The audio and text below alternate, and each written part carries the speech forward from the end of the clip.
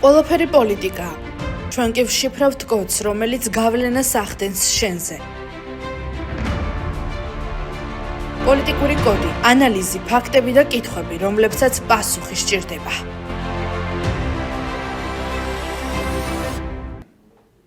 გამარჯობა, მოგესალმებით, ძვირფასო ტელემაყურებლებო. დღეს გადაცემაში გვყავს ბატონი ლევან მამალაძე, ყველასათვის ცნობილი პიროვნება. სტრატეგიული დაგეგმარების ცენტრის ხელმძღვანელი, მეცნიერებათა დოქტორი, პოლიტტექნოლოგი. მოგესალმებით, ბატონ ლევან, დიდი მადლობა, რომ მოგბრძანდით ჩვენთან გადაცემაში და ჩვენ შევეხებით ძალიან საინტერესო თემებს დღეს ჩვენს გადაცემაში და რა თქმა უნდა თქვენი აზრის შთაბეჭდილება ძალიან მნიშვნელოვანი და საინტერესოა. თქვენის ნებართვით დავიწყებდი ირანისა და ამერიკის, ასე ვთქვათ, ირანის ომის შესახებ. თქვენი პროგნოზი ძალიან საინტერესოა. შეგიძლიათ ჩამოაყალიბოთ, გააცნოთ მაყურებელს და მაინც თქვენ როგორ დაახასიათებთ ზოგადად აი ამ ომს და თქვენი პროგნოზი რა იქნება დაუშვათ მაქსიმუმ 1 წლის განმავლობაში. მოგესალმებით, მადლობა მოწვევისთვის, მივესალმები ტელემაყურებლებს, მსმენელებს. ეხლა ისე სწრაფად ვითარდება სიტუაცია, პროგნოზების გაკეთება არც თუ ისე ადვილი არის.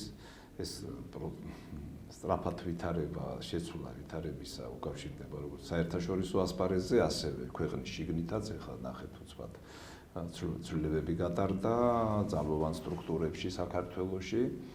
შეგვიძლია ამაზეც შემდგომ ვისაუბროთ, რა მიმართულებები იქნება და ასევე საკმაოდ დიდი ცვლილებები არის საერთაშორისო მიმართულებითაც. ის ცხელი ომი, რომელიც იყო დაბომბების სახით, მე ვთქვათ, იგივე ირანის ქალაქების, სამხედრო ობიექტების ხშირად ყვებოდა ამ დაბომბებში, საერთოდ სამოქალაქო ობიექტებიც, ბავშვებიც, ესეთი უდანაშაულო ადამიანებიც ბევრი დაიხოცა, იყო საპასუხო, ასევე ირანის მხრიდან ეს ინფრასტრუქტურა, რომელიც იგივე სპარსეთის ყურის ქვეყნებს გააჩნიათ, ნავთობის ინფრასტრუქტურა, ისრაელსაც შესაბამისი დარტყმები მიადგა და თუ კი ავიღებთ ახლა მოცემულობას, უნდა ითქვას, რომ ის 3-4 კვირიანი პროცედურა, რომელიც გამოაცხადა შეერთებული შტატების პრეზიდენტმა ტრამპმა, მან შედეგი ის არ გამოიყო, ანუ იყო ამოცანები ჰქონდათ მათ გასაგები. ამოცანა იყო, რომ რეჟიმი შეეცვალათ, ეს ერთი პირველი განაცხადი იყო, რომ მოდით რეჟიმი უნდა შევცვალოთ და ესე უცხახდნენ მას, რომ ეს აიათოლების რელიგიური რეჟიმი ეს არის, ესე იგი რაღაც სატანისგან მონაშტი, ესეთი შეფასებები მიეცა და ის უნდა შეიცვალოს. ვერ შეიცვალა ეს რეჟიმი და მინდა გითხრათ, ამის მიზეზი მე გავიმეორო მინდა, ზოგი ამბობს, რომ ვერ შეცვალეს და ასე შემდეგ. დიდი შეცდომა დაუშვა ისრაელმა. საერთოდ ეს ომი ისრაელის უფრო წამოწყებულია ვიდრე შეერთებული შტატების. ისრაელმა ძალიან დიდი სამუშაო გაატარა იმისთვის, რომ ეს ომი დაწყებულიყო და შეერთებული შტატები ყოფილიყო ამის მონაწილე. მანამდე ვერ ბედავდა ამ ომის დაწყებას, იმიტომ რომ ირანი უდიდესი მსხვილესი ქვეყანა არის, 1,600,000 კვადრატული კილომეტრის ტერიტორია, ეს ესპანეთი, საფრანგეთი, იტალია ერთად ავებული რო ავიღოთ, მიახლოებით ამ ხელა და 3 თურქეთის ხელა. ეს ხანდახან რუქას რო დახედავ, ის ზუსტად არ შეესატყვისება მის ზომებს. რო ვიცოდეთ, საკმაოდ დიდია და 90 მილიონზე მეტი მოსახლეობა ყავს. ტექნოლოგიურადაც საკმაოდ განვითარებულია სამხედრო ტექნოლოგიებით. მიუხედავად იმისა, რომ 40 წლიანი, თითქმის 40 წლიანი სანქციების პირობებში ცხოვრობდნენ, მათ შეძლეს, რომ ეს სამხედრო ტექნოლოგიები განევითარებინათ და თავდაცვის უნარიანობა ქონოდეთ მაღალ დონეზე. მათ შორის აი თუ კი დავითო ყველაზე ძლიერი სამხედრო თვალსაზრისით ქვეყანა შეერთებული შტატები როცა გებრძვის და ისინი გამოიჩენენ აი ესეთ გაბედულობას და თავგანწირვას, რომ შეუძლიათ და შეინარჩუნოთ თავიანთი ქვეყანა, ეს რა თქმა უნდა შეფასების ღირსია. მათ შორის უნდა ითქვას, რომ აი ხშირად ველოდებოდით, თქვათ ირანის თვალსაზრისით, რომ იქნებოდა ძალიან დიდი მიგრაცია, ხალხის გამოქცევა, აი ჩვენთანაც აი ესეთ სიტუაციაში ვიხილავდით ამას, რომ შეიძლება საქართველოს, სომხეთი, აზერბაიჯანი, საქართველოს გავლით, თქვათ, ეს ხალხი დაძრულიყო, უნდა ითქვას, რომ მინიმალური არის გარე მიგრაცია. ირანში, ახლა ჩვენ ამას ანალიზს ვუკეთებთ. გარე მიგრაცია მინიმალურია, პირიქით ბევრი ჩადის იქ. ის ადამიანები, რომელიც მიუხედავად იმისა, რომ თქვა შეიძლება რეჟიმი არ მოწონდეთ, მაგრამ ამ დარტყმებმა ისეთი დატვირთვა მიიღოს, რომ აქ უკვე პოლიტიკური სისტემის მხარდაჭერა, არ მხარდაჭერა კი არ დგას. სამშობლოს დაცვის ტენდენცია წამოიწია და ამან შექმნა სხვა გარემო. ანუ ხალხი ჩადის, ბევრი ახალგაზრდა ჩადის იქ. და შიდა მიგრაცია რა თქმა უნდა მაღალია, იმიტომ რომ იქ იცით თქვენ, ჩვენი ფერეიდნერი ქართველები ცხოვრობენ და ჩვენ გვაქვს გარკვეული კომუნიკაცია. ქალაქები ძალიან დაიცალა, იმიტომ რომ დარტყმები ქალაქები ღებულობდნენ, სოფლად გავიდა ხალხი და საინტერესო ის არის, რომ ინფრასტრუქტურა ირანში მიუხედავად ამ დაბომბვებისა, ინფრასტრუქტურას მე გულისხმობ სოციალური ინფრასტრუქტურა, სამედიცინო მომსახურება, ასევე კომუნალური სისტემები, წყალმომარაგება, კანალიზაცია, საკვების მიწოდება, მაღაზიებში და ასე ამოშლილი არ არის. ეს ძალიან მნიშვნელოვანია. ანუ სახელმწიფო სისტემა არ ჩამოშლილა ირანში. არ ჩამოშლილი და კარგად ორგანიზებული აქვთ ფაქტიურად. მათ შეძლეს ამის ორგანიზება. ამას ჰქონდა წანამძღვარი, მინდა გითხრათ, ეს შეიძლება არ იცის ბევრმა, თუ გახსოვთ, აი შარშან იყო, ეს დიდი გამოსვლები რო დაიწყო, ფეხლები გამოდიოდა, შახის მემკვიდრე მოძღვრავდა ხალხს, გამოდით, მოაწყვეთ რევოლუცია, არ დაიდო და მართლა დიდი ტალღა დაიწყო შარშან. და ამ დიდმა ტალღამ მოიტანა შედეგი რა, რომ პოლიცია დაწვეს ზოგან მეჩეთებს მოუკიდეს ცეცხლი და რაღაც. ეს მეტყველებდა იმაზე, რომ ისრაელს დიდი ხნის განმავლობაში მომზადებული ყავდა სერიოზული აგენტურული ქსელი თვითონ ირანში. ისეთი ფაქტებს ვაწყდებით ჩვენ როცა ვაანალიზებთ, რომ ისე დონეზე ქონდა ისრაელს ირანში ნამუშევარი, რომ სახელმწიფო სტრუქტურების გვერდზე, მიახლოებით გვერდზე, ჰქონდათ სახლები აღებული, თვითონ ისინი ირანელები იყვნენ, მაგრამ რომლებიც მუშაობდნენ ისრაელზე. და იქედან დრონების წარმოება ჰქონდათ გაკეთებული და დრონების იქედან უშვებდნენ. აი დააგვერდით როგორი თემა იყო ეს. და გათვლილი ქონდა, მაგრამ დიდი შეცდომა დაუშვეს, რაზე გეტყვით. იმიტომ რომ ეს ტალღა რომ ეხლა ამ დაბომბვების, აი თებერვალში რომ დაიწყო ამ დაბომბვების დროს რომ ყოფილიყო ეს ტალღა წინააღმდეგობისა, შეიძლება ირანის ხელისუფლებას ვერ გაეძლო. მაგრამ მათ ეს რესურსი დახარჯეს შარშან. ეს ხალხი გამოიყვანეს გარეთ, ატყდა მთელი ამას, მე ბევრი უკმაყოფილო ახალგაზრდები მაინც ვიცით ეს რელიგიურ ჩარჩოებში ყოფნა არ მოსწონთ და ბევრი ახალგაზრდა წინააღმდეგი იყო ამ რეჟიმისა, მაგრამ მე რომ მიატოვეს ეს ძალიან ბევრი ადამიანი დახვრიტეს, ბევრი ადამიანი დაიჭირეს, დასაჯეს და ეს აი შიგნიდან გატეხვის თემა შარშან ეს რესურსი ამოწურეს. ეს იყო უდიდესი შეცდომა და ამიტომაც მათ ვერ მიაღწიეს ეს ეგონათ, რომ ისევ გამოიყენეს რესურსი უკვე აღარ ქონდა და მე დაარწმუნა ნეთანიაჰუმ ტრამპი, რომ მოდით ჩვენ დაბომბვა დავიწყოთ და ისინი შიგნით გატყდებიან. აი ეს არის ეს თუმცა სხვა რეალობაში დახვდათ მაინც ისე გამოდის. ზოგადად ომი რა თქმა უნდა ძალიან ცუდია, მოსახლეობის თვალსაზრისით.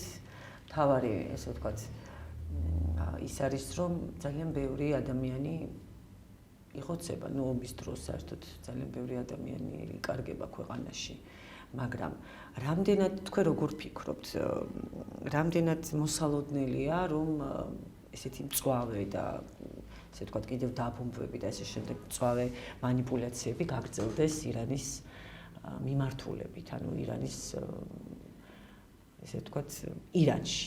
იმიტომ რომ ჩვენ თქვენ ბრძანდებოდით ირანის ელჩთან იყო საუბარი და მოკლედ ესე ვთქვათ ძალიან ისეთი შეხვედრა გქონდა იმ დღეს და როგორც იქ დასკვნები გავაკეთეთ, არ არის ირანი ძალიან მაქსიმალურად, ელჩის საუბარს თუ ვადევნებთ თვალყურს, აგრესიული დამოკიდებულება და ძალიან მწვავე განცხადებები არ ქონია მას. მაგრამ ფაქტია, რომ მაინც რაღაც ძალიან ჩიხში შევიდა ეს პრობლემა და თქვენ მაინც როგორ ფიქრობთ, რა პროგნოზი ძალიან რთულია, როგორც ახსენეთ პროგნოზის გაკეთება, მაგრამ მაინც თქვენი აზრით რა პროგნოზი შეიძლება ველოდოთ სულ ცოტა ხანში მაინც და ეს საქართველოზე, მე მაშინ კითხვას დაუსვი, ირანის ელჩი საქართველოზე რამდენად იმოქმედებს აი ეს გავლენა ომის პერიოდში. რაც შეეხება სხვათა შორის ირანის ელჩის დამოკიდებულებას, მან ერთი ძალიან მნიშვნელოვანი ფრაზა თქვა, რომელიც მე დავიმახსოვრე. ეს იყო რომ თუ კი გავანალიზებთ წინა პერიოდსაც ისტორიულსაც და რაც შემდგომ ხდებოდა, მათ თქვა რომ ალბათ ეს ომი უნდა მომხდარიყო. ეს ძალიან მნიშვნელოვანი იყო, იმიტომ რომ ალბათ უნდა მომხდარიყო, ეს იმას ნიშნავს, რომ ირანი ამისთვის ემზადებოდა დიდი ხანი. ეს ფაქტია. ამიტომ თუ კი ავიღებთ ახლა როგორც თავიდან დავიწყეთ ამ კითხვაზე პასუხი, რომ ამოცანები რომელიც ქონდა, ანუ ირანი ზიანი მიადგა, რა თქმა უნდა, დიდი ზიანი, მაგრამ ხელისუფლება ვერ ჩამოიშალა და ასევე ირანის სამხედრო შესაძლებლობები არ განადგურებულა ბოლომდე. ირანის შეუძლია რომ დრონები გაუშვას, მან მოახერხა და მინირება გაუკეთა ორმუზის გასაძვე ფაქტიურად ჩაკეტილი აღავს, დიდი ფლოტი თუ გაუნადგურეს და ჩაუძირეს, როგორც ტრამპი აცხადებს, პრეზიდენტ ტრამპი, დიდი გემები თუ არ აყავს, მას ყავს ძალიან მობილური კატარღები და დიდი რაოდენობით, რომელიც გადამალული ყავთ და შეუძლიათ ნებისმიერი ტანკერი და ნებისმიერი საშუალება ააფეთქონ ორმუზის სრუტეში და ასევე დრონების წარმოება ყავთ, მაგათ ძალიან მაღალ დონეზე. ესე რომ ბალისტიკური რაკეტები, დრონები, კატარღები მათ აქვთ შენარჩუნებული ის მექანიზმები, რომლითაც ისინი დართვლიან, რომ ომი წააგეს. ეს ერთი გარემოება. ეხლა მეორე გარემოება შევხედოთ რა გვაქვს დღეს. დღეს გვაქვს ესეთი სიტუაცია. ტრამპმა პაკისტანში მოლაპარაკება დაიწყო და ჩაიშალა. თუ გახსოვთ, იმიტომ რომ იქ ჩხუბის დონეზე მივიდნენ წარმომადგენლები შეერთებული შტატების და ირანის პაკისტანის ხელმძღვანელობის წინადადებით, რომ მოდი რაღაც მორატორიუმი გამოვაცხადოთ დროებითი, ეს დროებითი მონატორიუმი გამოცხადდა, მაგრამ ვადა არ არის დადგენილი. რა ვადით არის შეწყვეტილი ეს ცხელი მდგომარეობა. ფაქტიურად ორმუზის სრუტე გადაკეტეს და ირანმა ისე დონეზე გადაკეტა, რომ უშვებდა მხოლოდ იმ გემებს, იქ რამდენიმე მარშრუტია, რომელსაც ისინი ნებართვას მისცემდნენ. შემდგომ ტრამპმა თქვა, რომ მე გადავკეტეო, რაც არ უნდა გამოვიდესო და გამოვიდა ორმხრივ გადაკეტვა. იმიტომ რომ როცა შეთანხმდნენ, თქვათ, იგივე მორატორიუმის გამოცხადებაზე, რომ დაბომბები არ იქნებოდა, ირანმა გამოაცხადა, რომ მე ვხსნი და ყველა წავა, მაგრამ ტრამპმა გამოაცხადა დაკეტვა, მე ირანმა თქვა, თქვენ თუ უკეტავთ, მე გადავკეტავ. აი ესეთი სიტუაცია გვაქვს, რაღაცა გემები ჩინურები გამოვიდნენ, იმიტომ რომ ჩინეთს ან ესეთი უნდა ითქვას ესეც, რომ ჩინეთმა ძალიან მკაცრი პოზიცია დააფიქსირა თავიანთ გემებთან დაკავშირებით და მიაბა ის თემა, რომ მაშინ ჩვენ სავაჭრო ურთიერთობებს უკვე გადავხედავთ შეერთებულ შტატებთან და ისინი ყველაზე დიდი სავაჭრო პარტნიორები არიან, თორემ შეერთებული შტატები და ჩინეთი. ამას დიდი მნიშვნელობა აქვს. მეორე ვაჭრობა მიმდინარეობს ძალიან სერიოზული, ესე იგი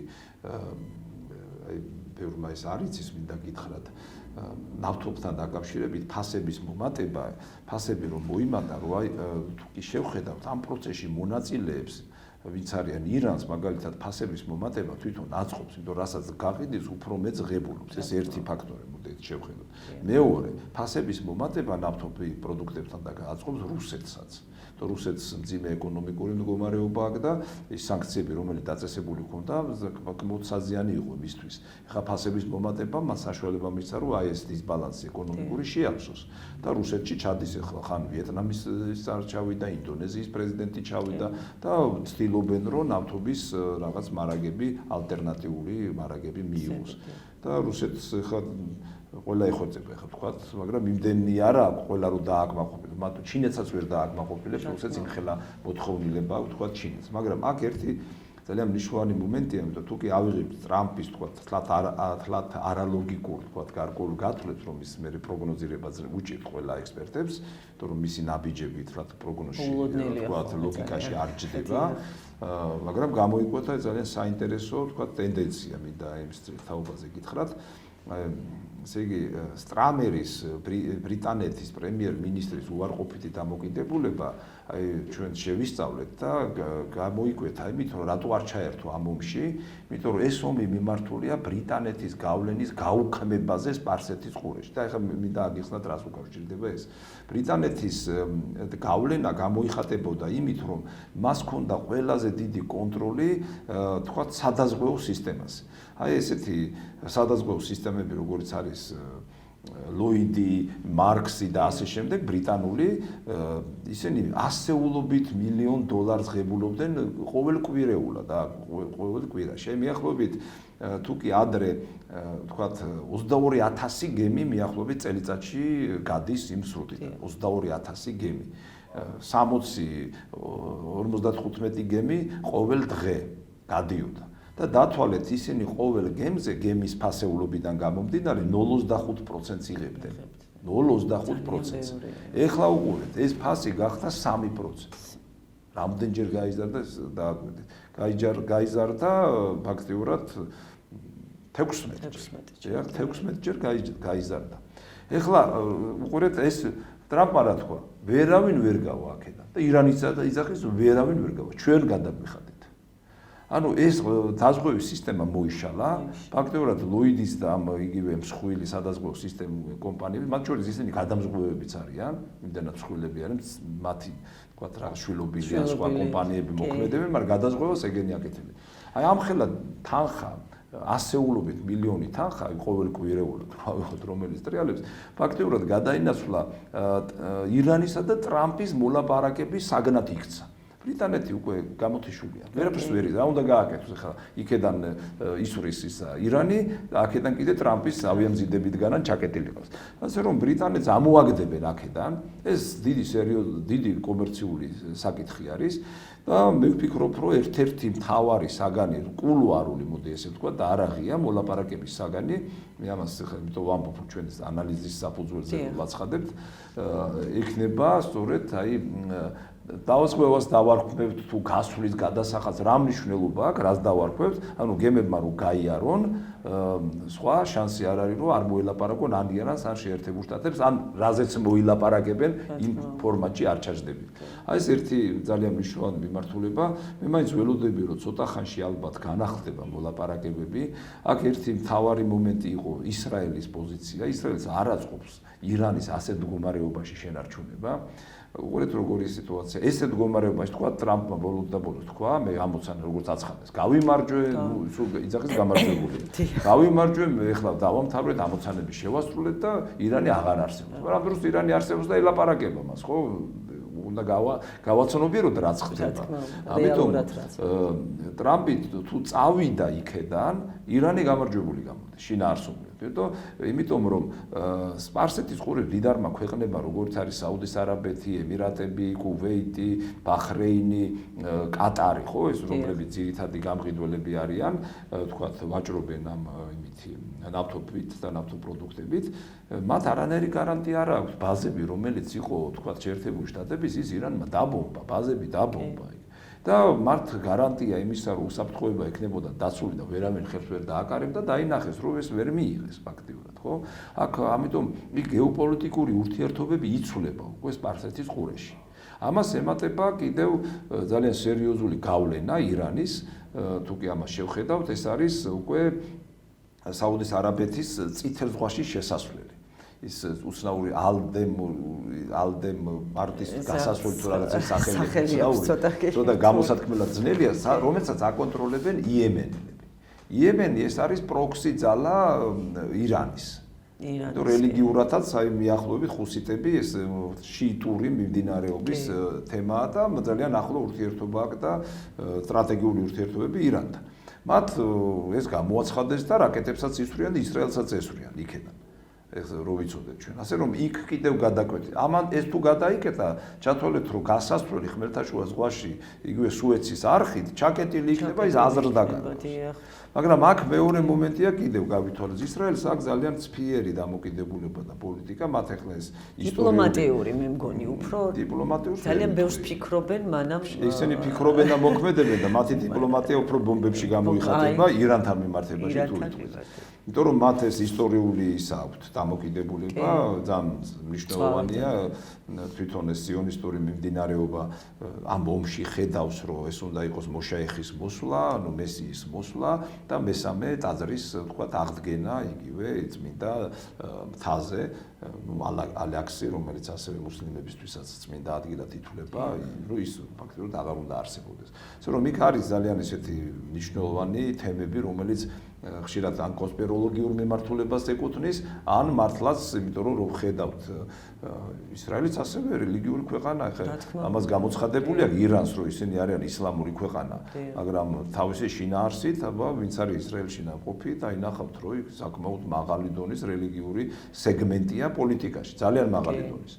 ამიტომ აქაც ეს მიმდინარეობაც არსებობს, მაგრამ აქ ერთი მომენტია, როცა თქვენ ამბობთ დიპლომატია თუ ცფიერობა, ეხლა შინაარსობრივად რო ავიღოთ, რომც გააკონტროლოს ირანმა ორმუზის გასასვლელი, გაძვირდეს ფასები, გაძვირდეს მომსახურება, გადასახადი იხადონ გებებმა და ასე შემდეგ, უკვე დგება საკითხი ნავთობსადენებისა და გაზსადენების აშენებისა. აი დააკვირდით ამას, უყურეთ როგორი მომენტია.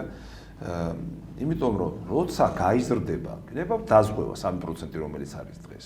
ან ირანთან ან შეერთებულ შტატების ძალებთან გადასახადი რომ გაიაროს ამ გებებმა, ხო? უკვე მაღალ რენტაბელური გახდება ნავთობსადენით ისრაელში ხაბად იქცევა, გაიულისეთ საუდის არაბეთზე, ნაწილობრივ სირიაზე ან იორდანიაზე და ხაბი გახდება ისრაელის, საიდანაც აი ხაიფაში მაგალითად ხმაწკლოვანი პორტი აქვს, შეიძლება იქ გაკეთდეს გაზისა და ნავთობის პროდუქტების გაყიდვის ძალიან სერიოზული ცენტრი. ამ შემთხვევაში ისრაელი მაინც მოგებული გამოდის. იმიტომ რომ იმ წუთში დაინახავენ, ეხლა თუ საუდის იმას აქვს გარკვეული გასადენი წითელ ზღვაში, საუდის არაბეთს, ხო, გაკეთებული. და იქ კიდე პრობლემებს შეუქმნიან ხუსიტები და იქ ცოტა მოშორებით კი არის, მაგრამ შეუძლიათ დაუბოთო.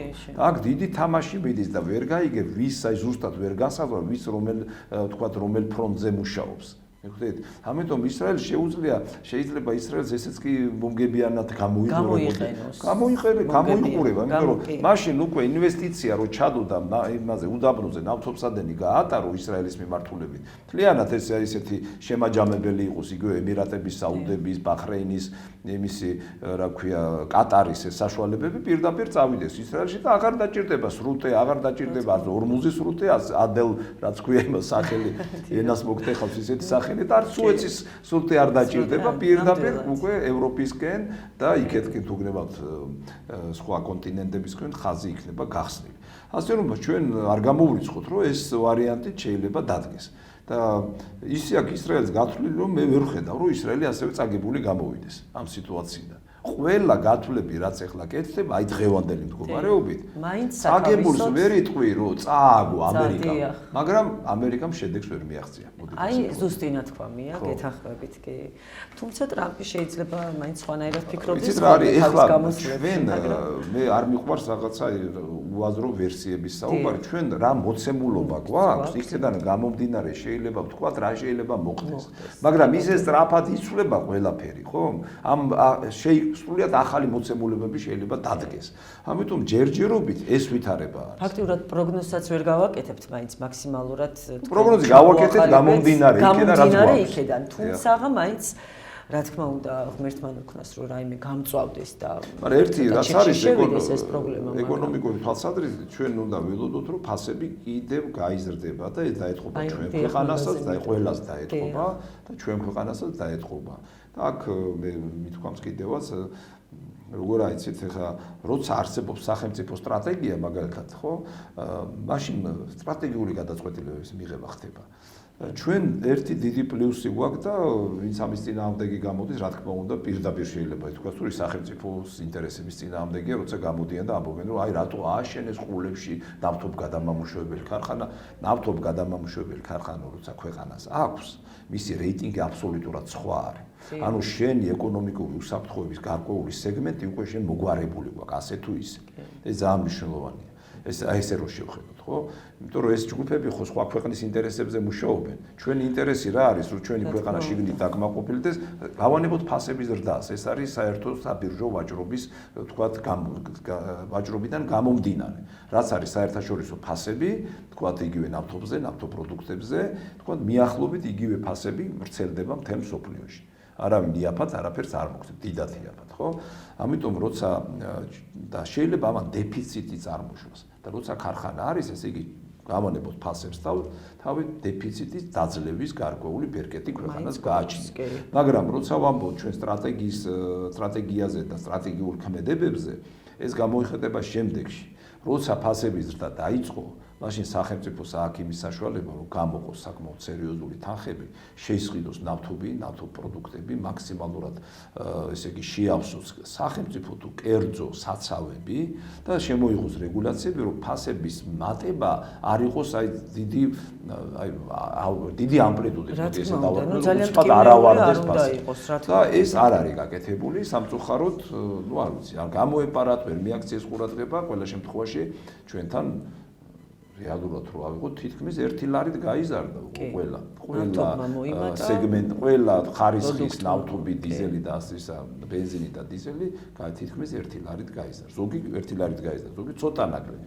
საშუალოდ 1 ლარი. გააჩნია ხარისხის მიხედვით. აი ოქტანოვის მიხედვით. დიახ, ბატონ ლევან, მოკლედ, რა თქმა უნდა, აი ამ მდგომარეობამ საერთოდ მთელ მსოფლიოზე იმოქმედა, რა თქმა უნდა, ჩვენზეც ძალიან პატარა ქვეყანა ვართ და ჩვენ უფრო ესე ვთქვათ, მეტად გვეტყობა ეს ფინანსური და ეკონომიკური პრობლემები ქვეყანაში, რადგან როგორც მოგეხსენებათ, ძალიან ბევრი სოციალური მდგომარეობის ადამიანი ცხოვრობს, ხო, საქართველოში. ფასების ზრდა ახსენეთ და მინდა ხაზი გაუსვა ფასებს, რომელიც არა მხოლოდ ნავთობზე მოიმატა, არამედ საარსებო, აი, პროდუქტებზე მოიმატა ფასებმა, უკვე იმდენად თვალშისაცემი გახდა ეს ყველაფერი, რომ საზოგადოებაში ძალიან დიდი, ასე ვთქვათ, უკმაყოფილება გამოიწვია. ჩვენ ძალიან კარგად გვესმის, რომ ომი, ესეთი მიმდინარე მოვლენები, ყველაფერი ყველა ქვეყანას შეიძლება შეეხოს, მაგრამ როდესაც ვართ ესეთი პატარა ქვეყანა, ფაქტიურად ჩამოშლილია ეკონომიკა, ესე ვთქვათ. რა თქმა უნდა, შეიძლება ზოგმა ადამიანმა ის თქვას, რომ ძალიან კარგი მდგომარეობაა, მაგრამ ფაქტიურად ძირითადად მაინც ძალიან რთულ პირობებში უწევს ადამიანებს ცხოვრება. თქვენი აზრით ეკონომიკურ მდგომარეობასთან დაკავშირებით. მაინც პრობლემა რა არის თქვენი აზრით საქართველოში? მაინც ყველა უკმაყოფილოა. იქნება ეს ხელფასები, დაბალი ხელფასებია ქვეყანაში ძირითადი პრობლემა თქვენი აზრით? თუ უფრო სხვა პრობლემა შეიძლება დავაბრალოთ ის, რომ ადამიანებს საარსებო მინიმუმისთვისაც კი არ ყოფნით ის თანხები და უშუალოდ რა თანხებსაც გამოიმუშავებენ. რა შეიძლება შეიცვალოს ჩვენს ქვეყანაში? აი საქართველოში რომ ვისაუბროთ ახლა ეკონომიკურ მდგომარეობაზე, საგრძნობლად თუ არა ისე მაინც რომ აი დაუშვათ რაღაც შვება მიეცეს საზოგადოებას. არ აქვს მნიშვნელობა ადამიანი ორ სამსახურში მუშაობს თუ ასე შემდეგ, ფაქტია რომ ვერანაირად ვერ უმკლავდება ესეთ პრობლემებს და თქვენ როგორც ძალიან ესეთი გამოცდილი და ესეთი პიროვნება ბრძანდებით ძალიან სუსტ ანალიზს აკეთებთ ხოლმე. აი ამასთან დაკავშირებით მაინც რა სიტყვოდით? ან დაუშვათ ბიზნეს სექტორს რას მოუწოდებდით, რომ ვინც დასაქმებული ყავს, როგორ შეიძლება დაუშვათ მათი უფრო მეტად კმაყოფილი ყავდეს თავისი თანამშრომელი, ხო? კერძო ბიზნეს და კერძო სამსახურებზე, ხო, ზედმეტია საუბარი, ძალიან რთული მდგომარეობაა აქაც და მარტო ომს რომ არ დავაბრალოთ, ნახეთ ეს ფასების ომის თემა ჩვენ თვითონ რა შეგვიძლია. ძირითადად ეს არის ნავთობპროდუქტების ფასზე, როგორც აღნიშნეთ და ომის თემა იწვევს სხვა მიმართულებითაც ყველაფრის გაძვირებას, იმიტომ რომ ნავთობის პროდუქტები ძვირდება, პლასტიკი, რომელიც პლასტიკური, ყველა საშუალება, რომელიც პოლიმერული, ესე იგი, ნივთები და პროდუქცია არის ეს, იმიტომ რომ ნავთობპროდუქტიდან ღებული, ესეც ავტომატურად იძვირდება, ასევე ტრანსპორტირება, გადაადგილება, ხო ხედავთ როგორი სიტუაცია იგივე ევროპაში მაგალითად კრიზისი შეიქმნა საავიაციო ნავთზე. სერიოზული კრიზისი შეიქმნა, იმიტომ რომ რაც ჰქონდათ მათ გათვლები, არ ჩაჯდა, იმედენად სიღრმეში შევიდა ეს კრიზისი და მათ ვერ ყიდულობენ და თუ კი ყიდულობენ ძალიან მაღალი ფასია, ზოგიერთი საერთოდ რეისები გაჩერდა. ესეთი პრობლემაა და ესეთ ჩვენზე რა თქმა უნდა ფასებზე აი ეს ყველაფერზე აისახება, უკვე მერე პროდუქტებზეც და ასე შემდეგ. მაგრამ აქ მეორე გარემოება, იმიტომ რომ ხა თქვენ თქვათ არ იყო ეს ომი და არ იყო ნავთობის პროდუქტების გაძვირება, ხო? რამდენად ჯანსაღი იყო ჩვენი ეკონომიკა. აი ესე შეიძლება ამას შევხედოთ. ხა თქვათ რომ ჩამოიშალა, მე ამას ეთლათ ესე ვერ ვიტყვი, არ არის ჩვენთან ეკონომიკა ჩამოშლილი, მე უნდა ვთქვა რომ ეკონომიკა არის იმპორტზე ორიენტირებული ეკონომიკა ეს არ გიქმნის შენი ქვეყნის იგივე ეკონომიკური საფინანსო, ვთქვათ, უსაფრთხოებას ვერ გიმყარებს. იმიტომ რომ შენ ხარ დამოკიდებული საზღვარგარეთიდან შემოტანილ პროდუქციაზე. შენ თვითონ ვერ აწარმოებ იმდენს, დისბალანსი გვაქვს ძალიან დიდი, ექსპორტ-იმპორტის ესე იგი სალდო დისბალანსი არის ძალიან სიღრმისეული, მე გეტყვით მიახლოებით ციფრსაც, თუ კი შეიძლება ვთქვათ, რომ საქსტატის მონაცემებით მიახლოებით 65-35-ზეა, 65 ეს არის იმპორტის შემოგვაქვს და ექსპორტი არის 35, მაგრამ ამ 35-ში ამ ექსპორტში, ანუ ჩვენგან რაც გადის ციფრებია, უბრალოდ ციფრებით ჯდება უცხოეთიდან შემოყვანილი მანქანების რეექსპორტი. გამოდის თითქოს მანქანები ჩვენგან კი გადის. სტატისტიკაში კი ხვდება, მაგრამ თუ კი ამ მანქანების სეგმენტს გამოვაცვლით, კატასტროფული ციფრები გვაქვს, გამოდის 85 იმპორტი პროცენტი და 15 ექსპორტი. 80 აი რეალური ეკონომიკა ჩვენი. თუ კი შევაფასებთ, რამდენად კარგი და ჯანსაღი ეკონომიკა, ეს არის 85-15%. ეს არის ძალიან ძლიერი შედეგი, ყველაფერს ვყიდულობთ ფაქტიურად. ყველაფერს დაწყებული საკვები პროდუქტები სეზონური, რომელიც შეიძლება რაღაცნაირად ჩვენთან იყოს, დანარჩენს ყველაფერს ვყიდულობთ. ხორციგნება, რძეგინდად, ფქვილი, პური, რა ვიცი, მთელი სპექტრი იმ დღეს რაღაც შაკედით ვამბობდით, ალბათ მარტო თხილითა და დაფნით ვიკმაყოფილებთ თავს. თუმცა რაღაც თხილის ბიზნესიც ვეღარ არის უკვე ისეთი საერთაშორისო ფასებზეა და რატო ვიდა ვიკმაყოფილებთ. ანუ თხილი და დაფნა თუ გჭირდება, იმდენს ვაწარმოებთ, რომ ესე იგი თავს დავიკმაყოფილებთ და ექსპორტზე გავუქ. დანარჩენში არ არის. ეხლა მოდით აი ჩავყვეთ ვქნებოთ ეკონომიკურ სეგმენტებს, ანუ ჩვენთან არის სტრატეგიულად შესაძლებელი ეკონომიკის მიმართულება და ეს არ უნდა იყოს იმპორტზე ორიენტირება. რას ნიშნავს? შეიძლება ჩვენ დისბალანსი გვაქვს, მაგრამ სახელმწიფო სტრატეგია იმაში უნდა მდგომარეობდეს, რომ შენ უნდა აფინანსებდე, ხელს უწყობდე იმ მიმართულებებს, რომელიც იმპორტს ჩაგინაცვლებს. ანუ შენ გაქვს რესურსი, იმის რესურსი, რომ შენ ადგილზე წარმოება შექმნი, რომ ის იყოს მომგებიანი, დაასაქმო ხალხი, ხელფასი მიიღოს, როგორც შენი თავი დაიკმაყოფილო, შემდგომ იქით გაყიდო. გაიტანო ექსპორტზე და შემოვიდეს ქვეყანაში ფული. ეს ორიენტირება ჩვენთან არ არის. მაგალითად, თუ კი ტურიზმის მიმართულებას ვავითარებთ, ეს კარგია ტურიზმის მიმართულება, მაგრამ წარმოება სოფლის მეურნეობის, თქვათ, ინტენსიური რეჟიმში გადაყვანა ჩვენთან არ არის. მიუხედავად იმისა, რატომ არ არის? თქვენ როგორ ფიქრობთ? ეტყვით რატომ არ არის? ჩვენს ქვეყანას რატომ უნდა უჭირდეს დაუშვათ წარმოება თუნდაც ნებისმიერი პროდუქტის? ნებისმიერი შეიძლება ვერაწარმოებთ. ნებისმიერი, ძირითადად ხილი იქნება, ეს ბოსტნეული იქნება და ასე შემდეგ. ჩვენ გვაქვს ძალიან ბევრი მიწებიც გვაქვს, ძალიან ბევრი შესაძლებლობაც, გლეხი, აი ძალიან ფართო მასშტაბით მივდივართ უკვე ამ თემაზე, მაგრამ უკაცრავად ჩაგეჭერით, მაგრამ მაინც თქვენი აზრი მაინტერესებს, რატომ არა? ეს არის კომპლექსური თემა, მე გეტყვით ახლა მიდგომებს რა. ეხლა მე არ მინდა ეს ზოგი როგორც უნდათ ისე აგიქვან, მე ვამბობ რაც არის და არა ვიღაცის საკრიტიკოთ. აი მაგალითად, აი ავიღოთ რამდენიმე მაგალითს, ერთი სოფლის მეურნეობა მინდა მოგიყვანოთ მაგალითად, ფასების თემა მოგიყვანოთ და იგივე მრეწველობის, ხო? რაც რეალური ეკონომიკაა. ხა ფასების კუთხით, მოდით ვთქვათ, აი როგორი მიდგომაა სახელმწიფოში. აი რაღაცა ფასები მატულობს, მოდით შევქმნათ კომისია. კი ბატონო, შეიქმნა საპარლამენტო კომისია. დაიკლო ფასებმა? ფასებმა არ დაიკლო.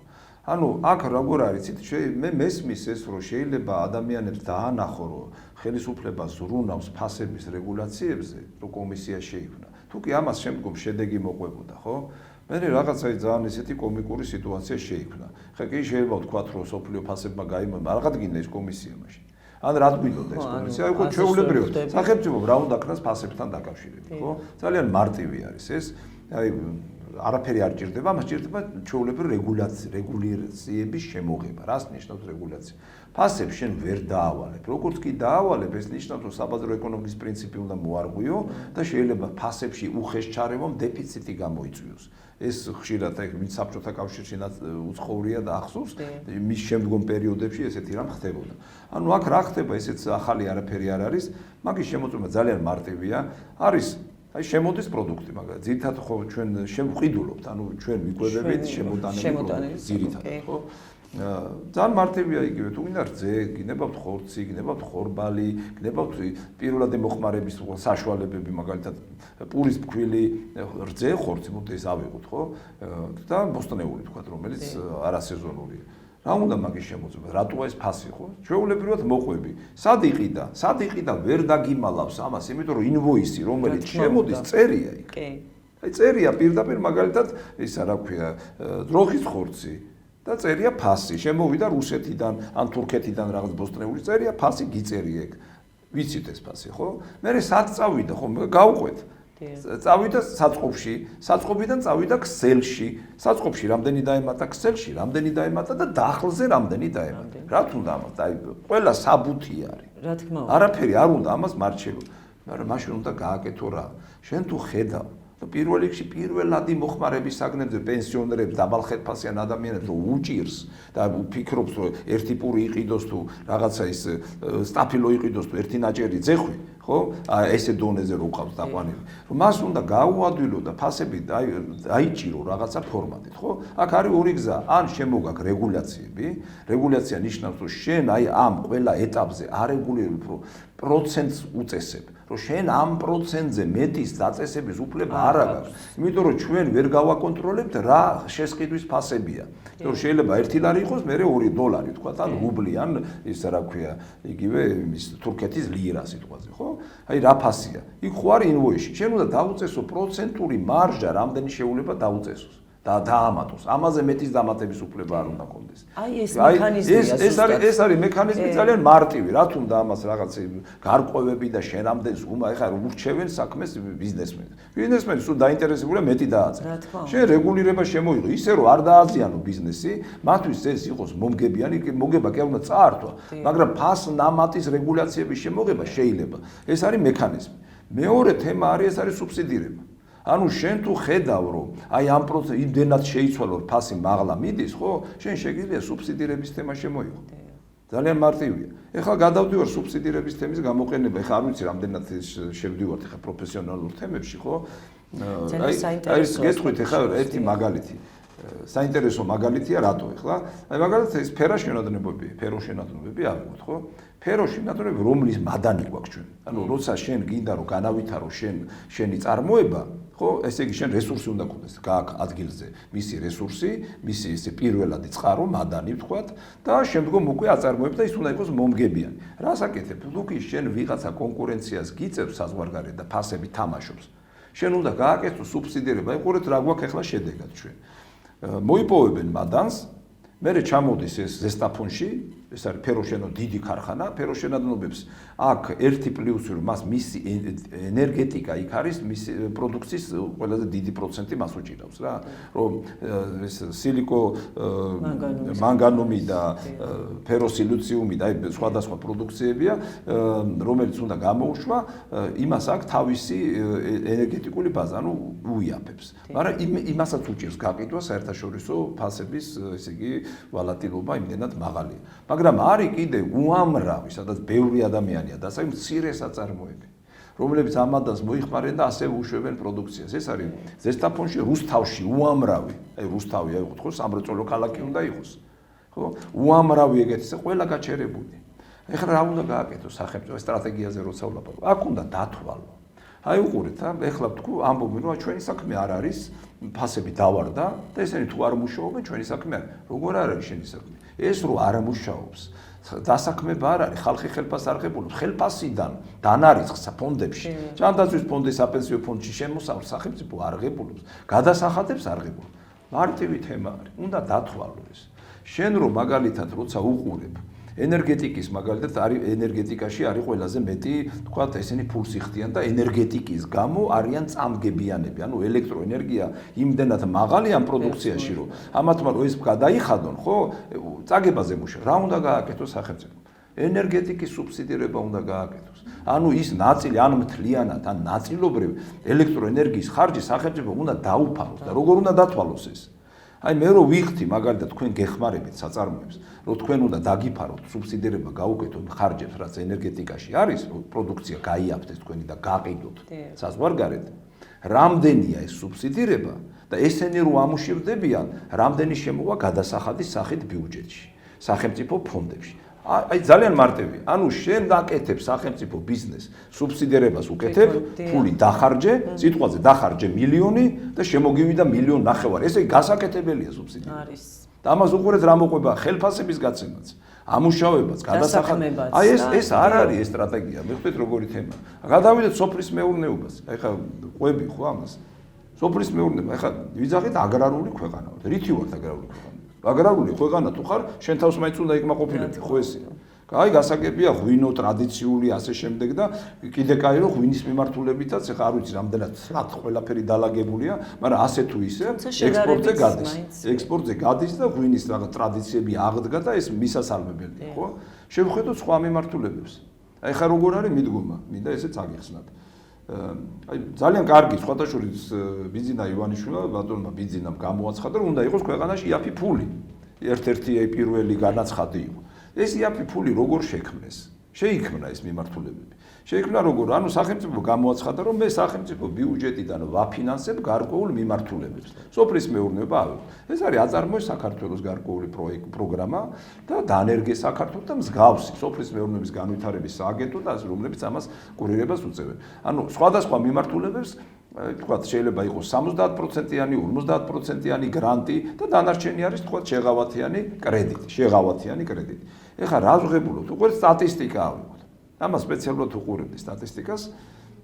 ესე იგი სტატისტიკა ყველაფერი კარგად არის ჩვენ და რატო არის კარგად? სახელმწიფო თქვათ გამოყო, ეხლა ზუსტი ციფრს არ ჩამიწერია, გამოყო რომ ამ პროგრამების მიხედვით უნდა დააფინანსოს გრანტებითა და შეღავათიანი კრედიტების გადაფარვით, უნდა გამოყო 100 მილიონი ლარი სიტყვაზე, ხო? დაიხარჯა ეს 100 მილიონი. რამდენზე დაიხარჯა? თქვათ დაიხარჯა 1000 კომპანიაზე ფერმერულ ჯგუფზე. შეპესეს და ფერმერულ ჯგუფზე. იქ არის ნორმატივები, რა ვის ეძლევა როგორიც. ძალიან კარგია. დავხარჯეთ 100 მილიონი 1000 ორგანიზაციას ფული მივიცით. და უკრავთ ტაშს. არავინ არ უყურებს, ესენი გაკოტრდნენ, გამდიდრდნენ, შედეგი მიიღეს, მონიტორინგი იმისა, მერე პროცესია მონიტორინგი და მერე რა ბედი ეციათ ეს არ არის. კიდევ ერთხელ ვიტყვი სტრატეგია რაშია? სოფლის მეურნეობა შენ თუ გინდა განავითარო, ყველა მიმართულე ჩვენი მიწის რესურსებით შეგვიძლია დავიკმაყოფილოთ თავი ყველა ძირითად ჩვენმა ქვეყანამ. შეგვიძლია გეუბნებით, შეგვიძლია დავიკმაყოფილოთ მარცვლეულშიც, შეგვიძლია დავიკმაყოფილოთ, ესე იგი, ხორცით, რძით და ასე სხვა ყველა მიმართულებით და სეზონური და სეზონური ისედაც ექსპორტზე გავიტანოთ. ეგ რა გვაქვს აზერბაიჯანის მაგალითი, ეგ რა გვაქვს უზბეკეთის მაგალითი, ყველა მოაჯობა. როცა ჩვენ ვიყავით მწარმოებელი, საბჭოთა პერიოდს თუ ავიღებთ, ხო? თუ გინდათ იგივე საადრეო კარტოფილი. თვითო ქონდა ბატონ ლევან, მაინც მაშინ ცოტა სხვა იყო. აი უყურეთ როგორი თემა, ჩვენ ვერ ვაქცევთ. 9 ჰექტრიან საკარმიდომო ნაკვეთის მქონე 10 თუ გინდა და 10 ჰექტრიან ფერმერი გინდა გლეხი, რაც გინდა სახელი დავარქვათ, ის ბიზნესმენად ვერ ჩამოყალიბდება. იმიტომ რომ ბიზნესი არ არის მარტო აწარმოო. ბიზნესი არის შენი მარკეტინგი, რეალიზაცია და მოგების მიღება. აი ამ ნაწილში არანაირი დახმარება იგივე ფერმერებს, მიწების მფლობელებს და ვინც ეს თანხები მიიღო არა. მე უცბად ეცნებ, მოდით ახლა მოცვი მოვიყვანოთ, ვიღაცამ გააკეთა შესანახი და იმას კარგად წავუვიდა საქმე, ვინც ვერ გააკეთა, იმაზე ნაკლებად გაყიდეს, უფუჭდებოდა ვიდრე დაუჯდათ. გამიგეთ? ვიღაცამ ვაშლატამა მოიყვანა და სად გავყიდო ტირის, ასე ვიღაცამ სხვა პროდუქცია მოიყვანა, ნუში მოიყვანა თუ ასე შემდეგ და არის ესეთ სიტუაცია შედის. ამიტომ ჩვენ სტრატეგიას როცა ვამბობთ, შენ სახელმწიფო რო ხარ, უნდა დაეხმარო. ახლა უზბეკეთი რატო თქვი, ხო, ახლა ზოგს გონია უზბეკეთი ჩამორჩენილი ქვეყანა. რა გააკეთე? ხა ძირითადი მაგის ჩვენთანაც შემოდის უკვე უზბეკური პროდუქცია, კარგი ხარისხისა სხვადასხვა. რა გააკეთეს მაგათი? იქ გლეხი არის თუ მწარმოებელი, საერთოდ არ ფიქრობს. მოყავს იქ არის უცხვილესი სასაწყობო მეურნეობები, რომელიც სახელმწიფომ დააფინანსა და აკონტროლებს. იქ შედის პროდუქცია იფუთება, ხარისხდება, იფუთება, შესაბამისად ესე იგი ხდება მისი შენახვა და რუსეთში, მოსკოვში იქ ქვია ეს აგროსიტი, ეგეთი ადგილია, ეგეც შევისწავლეთ ნახეთ ჩვენ. იქ არის უზარმაზარი კლასტერია ამ სოფლის მეურნეობის პროდუქტების. უზბეკებს ცალკე ანგარები აქვთ, ცალკე უზბეკური პროდუქცია თუ გინდა რომ მიხვიდე და იქედან უზბეკეთიდან მიდის მანქანებით იქა, იყიდება და არ აქვს რეალიზაციის პრობლემა. კარგი ხარისხით, კარგი შეფუთვა და გლეხს თავისი და მწარმოებელს ფულს ღებულობს. ჩვენთან ანალოგიური კოოპერატივების სისტემა გასაკეთე მე ვთქვი ამას. ეხლა რატომ ეხლა ძალიან მარტივი თემა არის, ხო? შენ თუ გლეხი არ მიაბი, შენახვა, შეფუთვა, გადამუშავებას, ხო? ის ვერ მიიღებს შემოსავალს და იმიტომა სოფელში დაგვეცალა ხალხი აღარ ამყავს სოფელში. არავის აღარ მიწევს. აი იმიტომ არ უნდა რომ არ მუშაობს სისტემა. აი კიდევ გეტყვით ჩვენ ჯერ კიდევ იტალიაში რო სწავლობდი, იქ იყო ეს დანერგილი, ჩვენთან ვერ მივახციეთ რომ დაინერგოთ. ჩვეულებრივი ადამიანები, ზოგს პატარა მიწა აქვს, ზოგს დიდი, მაგრამ პომიდორი მოყავს, ხო? ის არის, უყურეთ როგორ ის არ ნერვიულობს არაფერზე. პომიდორის თესლსაც აძლევენ, ჩითილასაც აძლევენ, ის უვლის მოყავს. და არ ნერვიულობს სად გაყიდოს. მოდიან, არა, მოდიან მიდის, იცის როცა მოვა მანქანა წაიღებს, სად მიდის ეს მისი პომიდორი არც აინტერესებს. სად მიდის? მიდის ის შენახვაზე, შეფუთვაზე და საკონსერვო ქარხანა. ის ერთი სისტემაა. ზოგი იყიდება როგორც ნატურალური პროდუქტი, ზოგი საკონსერვოში მიდის, რომ არ გაფუჭდეს ის, ხვდით? და ის გლეხი და ის თვითონ პირველადი პროდუქციის წარმოებელი, უბრალო ვინმე კი არ არის, მეპაი არის, მონაწილეა აი ამ სისტემის. ანუ მან იცის, რომ მისი პროდუქციის ხო ფულს გადაუხდია, კიდევ ის დივიდენდი რაღაცა რო იქნება, მცირე პროცენტი თუ რაც იქნება, იმასაც მისცემ. აი შეკრული სისტემა. ანუ დაინტერესებაც აქვს მაგოფილია, რა თქმა უნდა, ოჯახები და არ მოდიან სოფლიდან, იმიტომ რომ მისთვის საინტერესოა იყოფნა. ამიგეთ როგორი. ეხლა ბევრი რაღაც მოვყევი და რა ვიცი თუ გაინტერესებს ჩვენ ეს. მაგრამ რა არის იცით ბატონ ლევან, აი ძალიან კარგად ჩამოვაყალიბეთ და ძალიან კარგად მიაწოდეთ მაყურებელს ეს ინფორმაცია და ძალიან საინტერესოა ეს მართლა ძალიან კარგი ესე ვთქვათ დადებითი ინფორმაცია, მაგრამ რომ ხდებოდეს, მაგრამ აი როგორ ფიქრობთ, რატომ არ უნდა რატომ არ კეთდება ეს? ხომ შეიძლება რომ ჩვენს ქვეყანაშიც გაკეთდეს? ძალიან ცოტა უხეში კითხვა შეიძლება გამოვიდეს, მაგრამ ძალიან მარტო სუბიექტური კითხვა არ არის.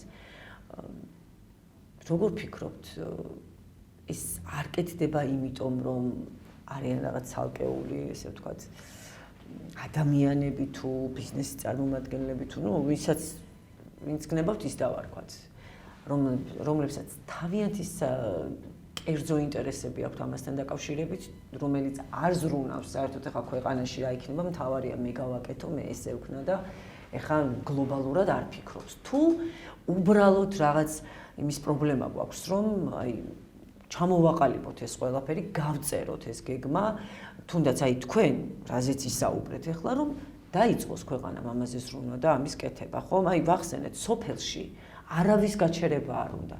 ჰექტრობით მიწები იყიდება, ვენახი იყიდება, ვენახიც ქართველი ადამიანი რომ ვენახს გაყიდის, რომელიც ჩვენი ესე ვთქვათ სავიზიტო ბარათია, ხომ?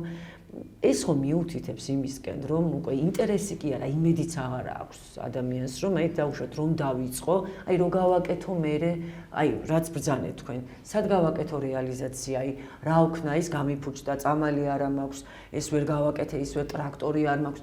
ანუ აი ეს ყველაფერი იმდენად ერთმანეთზეა მიბმული, რომ გამოდის, რომ ადამიანი მაინც ისე გამოდის, რომ აღარ უნდა ამის გაკეთება და ამაზე მერე ვზარალდება თვითონ ქართველი ხალხი. ჯერ მხოლოდ იმაზე რომ ვისაუბროთ, რა საკვებს მივირთმევთ ადამიანები, ხო? ხარისხზე რომ ვისაუბროთ. თქვენ ახსენეთ შემოტანილი დაუშვათ ნაწარმი, ხო? თუნდაც თურქეთიდან რაც შემოდის. ეს არის მიუღებელი ყველანაირად, რომელიც შეიძლება ადამიანმა მიიღოს მისმა ორგანიზმმა და ის არ დაავადდეს. გახშირდა ძალიან აი ესეთი სიმსივნეების უკვე გაახალგაზრდავდა ეს გულის დაავადებები და ასე შემდეგ. სისხლის შემცველობა. ყველა აბრალებს ექიმი მით უმეტეს საკვებ დაანამატება. ეს საკვების ბრალია, დაბინძურებული ჰაერის ბრალია. ნუ ხო ხედავთ ისეთ ჯაჭვური რეაქცია, რომ ცოტა გამიგრძელდა სიტყვა, მაგრამ მაინც იქეთ მივდივართ, რომ ჯანმრთელობასაც ხელს უშლის ეს ყველაფერი და ღუპავს ადამიანებს, ხომ? ხომ შეიძლება ამ პატარა ქვეყანაში რამოდენიმე ადამიანი გამოიძებნოს ისეთი, რომ აი დავუშვათ რაღაცნაირად მიხედოს ამ პრობლემას, თუნდაც დააინტერესოს, აი როგორც თქვენ ბრძანეთ, ის მეწარმე იქნება, მცირე მეწარმე თუ გლეხი იქნება, დავარქმევთ, დააინტერესოს იმაში, რომ იმ ადამიანმა არ გაყიდოს დავუშვათ თავისი არც ვენახი, არ გაყიდოს ის ყანები აქვს, ძალიან დიდი მიწები აქვს, ზოგს ძალიან ბევრი მიწა აქვს, მაგრამ ვერ იყენებს. რომ დათესავს ხორბალს, მერე დასვენება უნდა იმ მიწას და შემდეგ უკვე სხვა რამით ესება, ხო? ამასაც არ აკეთებენ, ვერ აკეთებენ, რესურსიც არ აქვთ და აი რატომ უნდა გვეშლებოდეს ამაში ხელი, არ აქვს საქართველოს იმის ფასი, რომ არ შემოვიტანოთ და უშუალოდ ან თუნდაც შემოვიტანოთ, მაგრამ არჩევანის საშუალება გქონდეს ქართველს. რომ აი ვიყიდო და უშუალოდ ჩემი ქართული ნაწარმი უფრო სუფთა და შეიძლება უფრო ზვირი ღირდეს, მეტი დაადე ფასი, მაგრამ ჯანმრთელობისთვის არ იყოს ისეთი მავნე და აი ვიყიდო თურქული. მქონდეს ამის არჩევანის საშუალება, ხო? იმიტომ რომ იმას არ აქვს ისეთი გემო, როგორიც დავუშვათ ჩვენს ბავშვობაში, ჩვენს ეზოებში ხილი მიგვირთმევია, ხომ ესეა? მე მგონი დამეთანხმებით და ნუ აი მაინც რა გვიშლის ამისკენ ხელს მე ვერ ხვდები და არა ვარ ღარიბი ქვეყანა, მაგრამ მაინც ვცხოვრობთ როგორც ღარიბები. ესე გამოდის, ნუ ძირითადი ადამიანების რაოდენობა მაინც ესეა. ხო, მიზეზები ბევრია, მე გეტყვით, ხა არის გლობალური და ცოტა მცირე. დიახ, ცოტა გამიგრძელდა, მაგრამ ნუ მაინც ცოტა პრობლემურია მაინც ეს საკითხი. საშუალება მოკლედ შევეცდები აგიხსნათ. ეს უკავშირდება, თქვათ, მართლობითი სისტემის უნარს, რომ გაატაროს რეფორმები. დიახ. ხა უყურეთ როგორ არის. კიდევ ერთხელ ვიძახი, მე ვარ ანალიტიკოსი და პოლიტექნოლოგი. და ჩემთვის ეს კრიტიკა სულ არ მაინტერესებს. ვინ არის რა არის? ჩემთვის მაგალითად იგივე, რაც ჩვენ სხვადასხვა ეკონომიკის დარგებზე ვილაპარაკეთ, ის კი არ არის მნიშვნელოვანი მინისტრი ვინ არის. ან გნებავთ ქვეყნის მართლობითი სისტემის სათავეში ვინ არა. რამდენად ის არის შესატყვისი პრობლემების გადაჭრისთვის და რა ამოცანებს ემსახურება და რა შეიძლება მას შევთავაზოთ, ხო? და მე როგორც კომენტატორი არ გამოვდივარ, იმიტომ რომ ჩემთვის თავარი ამოცანა თუ რამეს ვამბობთ პრობლემას, მისი გადაწყვეტის გზებიც უნდა ვთქვათ კონკრეტული და არა თეორიული. ჩვენ აქ თეორიული ცოდნა და პრაქტიკა ერთად შერწყმული უნდა იყოს, ეს ძალიან მნიშვნელოვანია. ხა მოდით შევხედოთ აი უამრავი საკითხი, ხო? რატომ არ წყდება ეს საკითხები? თითქოს განა არ იციან, განა ეს პრობლემას ვერ ხედავენ, ნუ მაგას ვერ დაუშვებ, ესე არ არის, იმიტომ რომ მოწადინებულიც რო იყოს დღეს რომელიმე დარგის ხელმძღვანელი, ის ამ რეფორმებს ვერ გაატარებს და რატომ? მართლობითი სისტემა, რომელიც დღეს ჩვენ გაგვაჩნია, ეს მართლობითი სისტემა არის პოლიტიკური მდგრადობის შენარჩუნებისთვის ორიენტირებული. მისი მთავარი ამოცანა არის ეს მართლობითი სისტემები სხვადასხვა ხასიათის არის, იყოფა და ასე შემდეგ, ხო? ხა ლექციას აღარ წავიკითხავ. დღევანდელი იგივე, რომლის ავტორი არის ბატონი ბიძინა ივანიშვილი. მან შექმნა ძალიან სიცოცხლის უნარიანი, ძლიერი მართლობითი სისტემა, რომელმაც გაუძლო დააკვირდით ერთად უძლიერეს დარტყმებს. შევარდნაძემ ვერ გაუძლო, სააკაშვილმა მათ შორის ვერ გაუძლო. ესეთ რაღაც და ისეთ დარტყმებს გარედან, შიგნიდან ამან გაუძლო ყველაფერს, რომ ეს ტურბულენტობა შეეჩერებინა, რევოლუციური სცენარები გაექარწყლებინა და აეცილებინა. ანუ ეს მთელი მართლობითი სისტემა მომართული არის ამ მიზნისთვის და ეს მიზანი მათ ძალიან კარგად შეასრულეს. ფაქტია. კიდევ ერთხელ ვიძახი, ვისაც მოსწონს, არ მოსწონს, არა აქვს მნიშვნელობა. თქვენ თავს დაუსვით კითხვა რა მოსწონთ რა. მე ვამბობ თვითონ ისკენ არის ორიენტირებული. მოდი ახლა ვთქვა, ეს მართლობითი სისტემა ამოცანების, ჩვენთან არსებული ამოცანების გადაჭრისკენ არის ორიენტირებული თუ არა. კიდევ ვამბობ, შეფასება ვის რა მოგწონთ, ეს თქვენთვის მომინდია. მე ვაკეთებ ანალიზს. მოდით შევხედოთ, აი როგორი რეფორმები იყო, ხო? აი კარგად მახსოვს. თქვათ იგივე რეფორმა იაფიფულის. ბიძინა ივანიშვილმა შექმნა, მაგრამ შედეგი რო არ არის, უკვე აღარ მოყვა რეფორმა. უყურეთ? მეორე, სოფლის მეურნეობაში თუ გახსოვთ, ტრაქტორები შექმნეს მექანიზაციის ცენტრები. ამხელა ფული დაიხარჯა, დადიოდა ეს ტრაქტორები და ხნავდა მიწას. კაციშვილმა არ იცის რატო ხნავდა. უყურეთ, ვინ მართავდა ამ პოლიტიკას, ხო?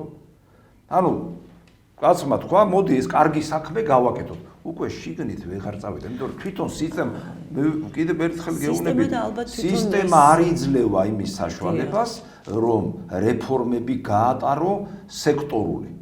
ჩვენი ცხოვრების, სოციალური ცხოვრების იქნება თუ ეკონომიკის თუ ასე შემდეგ, ყველა მიმართულებით რეფორმა გატარდეს. ჩვენთან არანი რეფორმა არ მიდის. ეხლა შეიძლება მკითხვა, აი განათლების რეფორმა ხო დაიწყო. მე გეტყვით, რომ განათლების რეფორმა ეს არ არის. ეს არის გარკვეულწილად სტრუქტურული დახვეწა. რეფორმა ნიშნავს ყველა მიმართულებით ღონისძიების გატარებას და ხარისხის გამოვლენას და ცვლილებას. მოდით ეხლა კიდევ ერთხელ ვიძახი, მე ამას ვაფასებ არსებული რაც გვაქვს. ანუ ნუ იტყვით რომ აი არ ვარგა არ არის ეს. ამ სისტემამ პოლიტიკური მდგრადობა ქვეყანას მოუტანა. ეს არის ფაქტი. მაგრამ რეფორმების გატარების შინაარსი ამ მართლობითი სისტემაში არ არის ჩადებული. და ნუ იტყვის რომ ვიღაცა ვარგა, ხელმძღვანელი თუ არ ვარგა. ეს არის პრობლემა სისტემის და არა პიროვნული ფაქტორის. იმიტომ რომ ეხლა რო ავიღოთ ბევრი ადამიანი განათლებაც აქვს, გამოცდილებაც აქვს, მაგრამ რატო ვერ აკეთებენ რეფორმას? სისტემა არ იძლევა. მოინდომებ ამოვარდები სისტემიდან და კარგად იყავი, ან ციხეში აღმოჩნდები, ან ხელსაც აღარ ჩამოგართმევი. ეს არის ფაქტი. ამიტომ ჩვენ გვჭირდება ეხლა უკვე სხვანაირ ეტაპზე გადასვლა. აი ხშირად მეკითხებოდნენ აი ესაო სისტემა თქვენს გქონდათ კითხვებში ჩამოწერილი პოლარიზაციაზე ეს თემები არასდროს არ დამთავრდება, იმიტომ რომ ეს პოლარიზაციის სიტუაცია აწყობს იმ ძალებსაც, რომელსაც თქვათ მართავენ საზღვარგარეთიდან, რასაც ოპოზიციას ეძახიან, ისინი არის მეხუთე კოლონა საზღვარგარეთიდან მართული და ასევე ეს აწყობს არსებულ მართლობით სისტემას, იმიტომ რომ პოლიტიკური მდგრადობის შენარჩუნებისთვის შენ გჭირდება მოწინააღმდეგე. რა თქმა უნდა. ეს მოწინააღმდეგე რომც არ იყოს, უნდა მოიფიქრო. ეს არის პოლიტექნოლოგია, მოდი ესე ვთქვათ. ამიგეთ, ამიტომ აი ესეთ სიტუაციაში ვართ ჩვენ და ეს ვინმეს ბრალი კი არ არის. აი როგორ ხდება ახლა სისტემა როგორ მუშაობს ხო? აი თქვა არის ამოცანა რომ აი იქიდან გვიტევენ, აგერ შიგნით რაღაცა ძალებია, გადატრიალება უნდა დაფინანსებენ, პირდაპირ ეგზისტენციალური პრობლემა პიროვნული გამოვიდნენ იქ მიტინგზე და ეს უნდა დავიჭიროთ ხო იყო ეხლა რა ვიცი ტერორისტები არიან თუ გიჟები არიან, რა მე ვერ შევაფასებ ეხლა პატა ბურჯოლაძე ეხლა ტერორისტი არის თუ საერთოდ ბოდიში და გარეკა და იმასთან ყოფნა ადამიანებმა რეპს იძახდნენ იქ ხო მიტინგზე და აი დავიჭერთ ამას დავიჭერ და ავიღოთ ეს რაღაცა საბავშვო ბაღი იყო რასაც მე უყურებდი ეს ხალხი როგორ ჩაერია სისულელეში კიდე ან რა იყო ის საფასური რომ ეს სისულელეში ჩართულიყვნენ ხო ეს კიდე ცალკე საკითხი თორსა აი ამ რეჟიმში არის სისტემა თქვენ რა გონიათ რას აქცევს მე ყურადღებას აქცევს ყურადღებას რომ მოდი რეფორმები გავატარო თუ ჩვენ დაცვით რეჟიმში ვიყოთ რა თქმა უნდა გამიგეთ ამიტომ დღეს დგება უკვე საკითხი სისტემური ცვლილებებისა ეს აუცილებლად დგება რატომ დგება იცით ახლა ხშირად მოყავთ ესეთი მაგალითი რომ აი იქ მოხდა ცვლილება იმაში რა ქვია უნგრეთში ხო ახლა უნგრეთში საკმაოდ საინტერესო მოვლენა იყო უნგრული ფაქტორი ეს უნდა ვიცოდეთ ჩვენ იმიტომ რომ პიტერ მოდიარი იყო თვითონ ორბანის გუნდის წევრი მისი მეუღლე იყო თქვათ იუსტიციის მინისტრი და ელიტაში ტრიალებდა ეს კაცი და იცოდა ყველაფერი და იგივე ორბანის ერთ-ერთი მხარდაჭერი იყო ძველი ჩანაწერების ნახეს ამბობდა რომ ურსულა ფონ დერ ლაინი კი არ უნდა იყოსო ევროკავშირის ხელმძღვანელიო ორბანი უნდა იყოსო ის შეკრავდა სხვა რელსებზე გადაიყვანდა და ევროპა უფრო კარგად გამოჩნდებოდა მისი სიტყვებია ადრე ნათქვამი როცა მასთან მუშაობდა ხო ეხლა უყურეთ როგორი თემა რატომ გაიმარჯვა მან ორბანი აკონტროლებდა თითქმის ყველაფერს მედიას სპეცსამსახურები პოლიცია და ასე შემდეგ აი როცა ანალიზი მიუხედავად იმისა რომ ამ კაცმა შეძლო გარე ფაქტორების გაერთიანება რომ ხარდაჭერა ქონოდა ეს ერთია მაგრამ შიგნიდან როგორ გაიმარჯვა იმიტომ გაიმარჯვა გადაიღალა ხალხი ორბანი შეიძლება მაგარი პოლიტიკოსი იყო და ძალიან ბევრს აკეთებდა როგორც აი ეროვნული ნიშნით უნგრელების წამოწევის თვალსაზრისით ძალიან ბევრი რამე გააკეთა მაგრამ ყველაფერი ესეთი იღლება როგორც აი მithქვამს იქ ხო კარგი ხილი რომ დამწიფდება მე გადამწიფდება და მე ვარდება გადახალისება უნდა მაინც კი გადახალისება შეცვლა ახალი სისხლის ეს ტალღა აი ეს ტალღა ამან გამოიწვია და თვითონ ორბანის შიგნითაც ბევრმა ხმა იმას მისცა თვითონ კი არ მისცა მიუხედავად იმისა რომ ადმინისტრაციული რესურსი გავლენები ძალიან მაღალი ქონდა ჩვენთან მაგალითად მე ესე ვიტყოდი რომ ეხლა თქვა ოცნების ეს სისტემა არის გადამწიფების მდგომარეობაში და ეს აუცილებლობა დგება რომ მოხდეს რებრენდინგი ან გადახალისება რაც ეხლა მოხდა სხვათა შორის ეს არ არის რებრენდინგი ეს არის შიდა გადაადგილებები, რომელიც სისტემის შინაარს არ ცვლის. გნებავთ ერთი მინისტრი მეორე გადავიდა იქ პრემიერის ის შექმნეს მე იქ ვიდეო ვიძახი პირველ. დიდამინც არ ქმნის ახლა ეს ჩვენ ამის სისტემას არ ახალისებს. იმიტომ რომ მასე შეიძლება ვიღაცები გაუშვან და არც კი გვახსოვს ვინ იყვნენ. გამიგეთ როგორი თემა. ამიტომ აქ დგება საკითხი და ეს უკვე რა თქმა უნდა არის ბიძინა ივანიშვილის პასუხისგებლობა, რომ აი ის პოლიტიკური მდგრადობა რო არ შეირხეს, სისტემა სჭირდება გადახალისება, ან ჩანაცვლება, ან შეცვლა, ისე რომ პოლიტიკური მდგრადობა იყოს შენარჩუნებული. ამას მე პოლიტიკური მდგრადობა ჩვენ რასაც ვილაპარაკეთ, ხო, რატო ვლაპარაკობთ? იმიტომ რომ პოლიტიკური საწყისად პოლიტიკური მდგრადობა გვაქვს ჩვენ. ეს რო არ გქონდეს, ღმერთმა დაიფაროს და სხვა რამე იყოს, არავინ ხმას არ ამოიღებდა არც ეკონომიკაზე, არც სოციალურ პრობლემებზე, არც ხელფასზე, არ ფასებზე და ასე შემდეგ. ჩვენ ამას ჩვენ ვილაპარაკეთ, აი ნეტა მშვიდობა იყოს ქვეყანაში. ამიტომ აი როგორც არის, ხო იცი, ადამიანი ყველაფერზე დარბის და ღმერთმა დაიფაროს და რამე ჯანმრთელობას რო შეეხოს, ყველაფერი გადადის მეხუთე ხარისხოვნა და პირველი თემა ის დგება. ამიტომ ჩვენ კარგად გავაანალიზოთ რასთან აგვაქვს საქმე. და როცა თქვენ ბრძანებთ, რომ აი ეს პოლარიზაცია და რაღაცა ესეც არის ძალიან მნიშვნელოვანი საკითხი. აი ეს ევროპას იმდენად მოძველებულია, თქვენ რა გონიათ ევროპა არის აი ძალიან სულ დღეს. ძალიან სულ დღეშია. საერთოდ დასავლური ცივილიზაცია შევიდა აი კრიზისშია მთლიანად შესული. ეხლა ჩვენ კი იმას კი გვეუბნებიან ყველაფერი კარგია იქა და განათლება სასწაული და ოღონდ იქ მოხდე, რამდენი წავიდა გნებავთ ამერიკაში, რამდენად წავიდა ევროპაში და ყველა წარმატებულია, დაამთავრა ჩემო ძვირფასებულს. იმიტომ რომ ის მომენტი, რომელიც მართლა მიმზიდველობა ქონდა დასავლეთს, ის აი გაიწრიდა რო იტყვიან ეს მიმზიდველობა რა.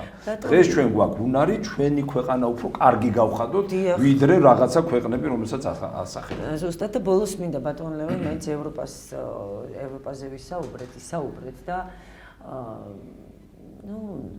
ევროპაში გვინდა შესვლა. ეს არის მოთხოვნა მოკლედ ადამიანების უმრავლესობის, რომლებიც თუნდაც გამოდიან რუსთაველზე სკანდირებენ აი ამ ლოზუნგებით, რომ ჩვენ ევროპაში გვინდა და ჩვენ არ გვინდა რუსეთში და ასე შემდეგ. თქვენ კარგად ბრძანეთ ევროპაში, არც ამერიკაში, რა თქმა უნდა, ძალიან ბევრი მეგობარი ახლობელი ნათესავი მყავს და ყველა ერთხმად ამბობს, რომ ძალიან კარგია აქ ცხოვრება, როდესაც შენ ხარ რეალიზებული და ხარ აქაური. წარმატებული, დიახ, მაგრამ როდესაც ჩადიხარ ჩვენს მოსახლეობას არაადამიანური შრომა უწევთ. ეს არ არის აქ ნორმალურ შრომაზე ლაპარაკი. უწევთ, რა თქმა უნდა, ძალიან ბევრი ნერვიულობა, ოჯახს ვერ ნახულობენ, შვილები ისე ეზრდება ზოგიერთს, რომ უკვე სკოლას ამთავრებენ და უნივერსიტეტში არიან და შემდეგ ჩამოდიან, ხო? ანუ აქედან ყველაფერი ლამაზია, ხო? ევროპაც, ამერიკაც და ასე შემდეგ. რატომ გვაქვს მაინც და მაინც ასეთი ლტოლვა ევროპის მიმართ, როდესაც თქვენ კარგად ბრძანეთ, შეგვიძლია ჩვენ თვითონ ძალიან ისე ვთქვათ, ძველი ევროპელები ვართ და ძალიან დიდი ცივილიზაციის ქვეყანა ვართ და რატომ უნდა გქონდეს დაუშვათ ისეთი წარმოდგენა ამასთან დაკავშირებით, რომ მაინც და მაინც ევროპა, არავინ არ გვიშლის წავიდეთ, ვისწავლოთ, ჩამოვიდეთ და ჩვენს ქვეყანას მოვახმაროთ, ხომ ეს ყველაფერი, მაგრამ რამდენად აუცილებლობა დაუშვათ ის, რომ აუცილებლად ევროკავშირში უნდა შევიდეს საქართველო და უნდა რაღაც აი სტატუსი გქონდეს. რა შეცვლის დაუშვათ ჩვენი ქვეყნისთვის. იცით რა არის ცოტა ჩვენი საზოგადოების მომწიფებლობის შედეგი არის. ეხლა მაგ დარგში მუშაობ და მინდა გითხრათ რომ როგორ აიცით ნებისმიერი თემა შეგიძლია ადამიანის ტოლვის საგნად აქვს ნებისმიერი თემა და ნებისმიერი თემა ჩაუდო აი აგრძალულიც კი დასაშვებად. ეხლა ეს ძალკე ლექციის თემა საკითხია და მაგრამ გეტყვით ხა ევროპის მიმზიდველო სულ ესე იყო ევროპა ყველაფერში მოდი აი კარგია რა თქმა უნდა ეს მოდის საბჭოთა პერიოდიდან კიდე იმიტომ რომ მაშინ აგრძალვები იყო ბევრი ეკონომიკა შეზღუდული იყო გადაადგილება და აი ყველას უნდოდა რომ დიპლომატი გამხდარიყო ყველას უნდოდა რა საზღვარგარეთ ვინ იყო თუ შენ საზღვარგარეთ მოხდი და ჯინსები და ჟვაჩკა დაღეჭე მაგარი ტიპი იყავი რა ბოდიში რა ესე იყო ნამდვილად და ეს გადმოვიდა ეს ჩვენი მშობლებიდან ჩვენზე, მე ეს გადავიდა ჩვენ ბავშვებზე და თან კიდე ვეუბნებთ, აი ჩვენთან ცუდ იქ კარგია. იმიტომ თქვა ბორელმა, რომ ჩვენ შევქმნითო 64 და გარშემო ჯუნგლები არიან რა. ეს ძალიან ისეთი შინაარსობრივი გამონათქვამი. გახსოვთ ბორელის ნათქვამი. ეს რატო იცით? ჩვენ რაღაც შევქმნით ხატი, რომ ეს არის რაღაცა სრულფასოვნება და იქ უნდა მივიდეთ. დაიკარგა ეს სრულფასოვნება. აღარ არის სრულფასოვნება.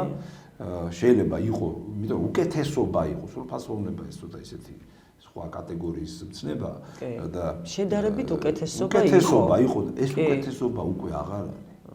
მე გეტყვით, აი და განათლებაზეც რომ რა ჩვენთანაც არ არის განა, იქაც აღარ არის ეს თემები, მოიშალა, ჩამორჩა. აი ძველი ეხლა რო იძახიან ეს იმისი რა ქვია ბოლონიის სისტემა განათლება. რა დროს ბოლონია ხელოვნურ ინტელექტზე გადადის ხალხი და ეს დღეს ძელობე ბოლონიის ისა სისტემა ვარგა თუ არა. აი რაღაც როგორი რამეა იცით ეს ქვის კომბალი უფრო უკეთესია თუ ქვის დანა. ამაზე მსჯელობენ. და არა იმაზე რომ კომპიუტერი შეიძლება გამოიყენო. საერთოდ სხვაგან ვართ ახლა და საერთოდ სხვა. არა მე შედარებისთვის მომყავს. შესაძლებლობები გვაქვს და მაინც მაგას ჩვენ გვაქვს უნიკალური შესაძლებლობა საქართველოს. ვიღაცას კი არ ველოდოთ ეს რეფორმები ჩვენ გავატაროთ. ყველა მიმართულებით რეფორმა გასატარებელი ვარ. ევროპასთან გვინდა ევროპა, მაგრამ ევროპას არ უნდები ვარ ჩვენ. რა თქმა უნდა. აი მე ხა მაგალითად იმიტომ კი არ ვიძახი რომ შევადარო. მომეწონა მაგალითად პაშინიანის გამოთქმა. გამოვიდა ბატონი პაშინიანი, სომხეთის პრემიერი და თქვა ესეთი რამე. ჩვენ ევროპა გვინდა და განაცხადს მაშინ შევიტანთო, როცა ევროპა მზად იქნება რომ ჩვენ მიგვიღოს. ძალიან კარგი ნათქვამია. აი მაგალითად კი არა ეხხვეწება და რაღაც რა. ჩან ეხა მანევრის საშუალებაც აქვს იქ რუსეთთან, იმასთან. აი რაღაც ისე კარგად სომხურად თქვა რა რომ ჭკვიანია, სხვა შეიძლება იქეთ შეეხვეწო. არა, როგორ იცი აბა ეხლა მოდი და მიგვიღე და აბა ის პუნქტი დააკ, რა პუნქტებზეა ჩემო ძვირფასებო ლაპარაკი. ყველა პუნქტით რო დააკმაყოფილო, თურქეთმა არ დააკმაყოფილა, მიიღეს? არასდროს არ მიიღებენ. ასევე არის კანდიდატი როგორც ჩვენ. არასდროს არ მიიღებენ. ჩვენ შეიძლება უფრო მივიღებთ ვიდრე თურქეთი, მაგრამ ჩვენც იმიტომ არ მივიღებენ, ვაკ ერთი მამ არის. ნუ ფიქრობთ ისე რომ ვიღაცა რო გამოდის და რჩევებს გვაძლევს, იძინებს და იღვიძებს ეს ვიღაც დეპუტატები რო არიან ევროპარლამენტში, რომ ჩვენი პრობლემებით ძინავთ, იღვიძებენ და ზრუნავენ ეს ბალტიისპირელები ხო, ამხელა ისტორიის, განათლების ყველას მასწავლებლები, რა ვიცი, სასწაული ხალხია, ბალტიისპირეთის ეს ლიდერები, რომლებიც ესე იგი დანიშნულები არიან ჩვენს მასწავლებლებად და იმ ხელა განათლება აქვს, რომ შეუძლიათ ყველაფერი გვასწავლონ ჩვენ. და შედგებათ ჩვენზე კულტურა. და ესე იგი თავარი თემა მაგათთვის არის საქართველო და ევროპა. მეტი პრობლემა არ აქვს. და აი ესე არის, რომ საქართველო ესე იგი გვიყენებენ საკითხებს. ჩვენ გაგვიხილავენ საქართველოს როგორც ბუფერულ ზონად, ამაზე მეტი სტატუსი კავკასიას ევროპისთვის არ აქვს. რაც არ უნდა კანდიდატი დაგვერქვან, თუ გინდა პრეკანდიდატი, რა ვიცი, პრეწევრი, ანუ უკვე თითქმის წევრი ხარ, გვეტყვიან, თითქმისო. შეიძლება 100 წელი გავიდეს. თუ დარჩა ის ევროპა თვითონ. ასე რომ კარგად გავაანალიზოთ ესა და თავი არ მოვიტყუოთ, მარტო იმ ტელევიზიით და რაღაცას რომ დაგვიწერენ, ის ხო არ უნდა აღვიქვათ, რეალობას შევხედოთ. რეალობას შევხედოთ. ჩვენ სხვა პრობლემა გვაქვს. ყველაზე დიდი პრობლემა რაც გაგვაჩნია. მე გეტყვით, ხალხის უდიდესი გადინება. აი დაიცალა, ეხლა სოფელზე ვილაპარაკეთ, სოფელში საქმე არა აქვს ხალხს, ვერ საქმდება, წავიდა ხალხი.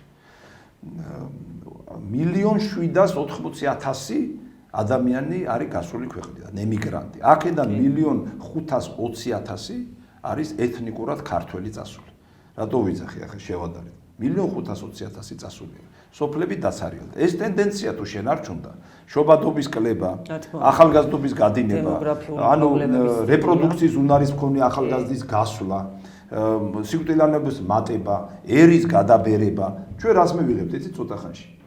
რა დროს ფასები ან რაღაცებზე ხელ ლაპარაკობთ, შეიძლება სამშობლო დავკარგოთ და რას მივიღებთ? 2026 წლისათვის ყველა გათვლა რომელიც ის ტენდენცია, ის დინამიკა, რომელსაც საქსტატი აღწერს, ციფრებს კი არ ვიგონებ. გვექნება რა?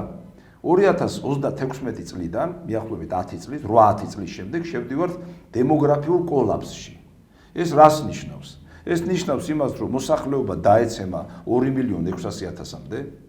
ესე იგი ნაყოფიერების კოეფიციენტი, როცა უნდა იყოს თუ კი აი 0 განულებული შობადობისა და სიკვდილიანობის ესე იგი შეფარდება, უნდა იყოს 2.1, ჩვენთან დღეს არის 1.7, იქნება 1.5. ეს არის როგორი ვარდნა, იცით? აი აჩქარებული ვარდნა.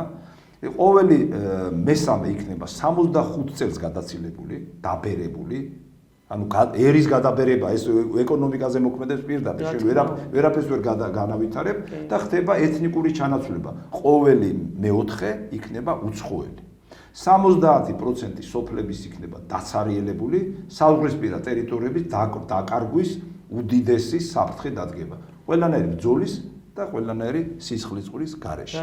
აი ეს არის ჩვენი ბუნებრივად შეიქმნება ეს სიტუაცია. აი ეს არის მიახლოებით 8-10 წლის განმავლობაში აი ამ შევართ ისეთ ფაზაში, როცა თვით აღდგენის უნარს დავკარგავთ და შეიძლება სამშობლოდ დაგვეკარგოს საერთოდ. ჩვენ ამაზე ძალიან სერიოზულად მუშაობთ.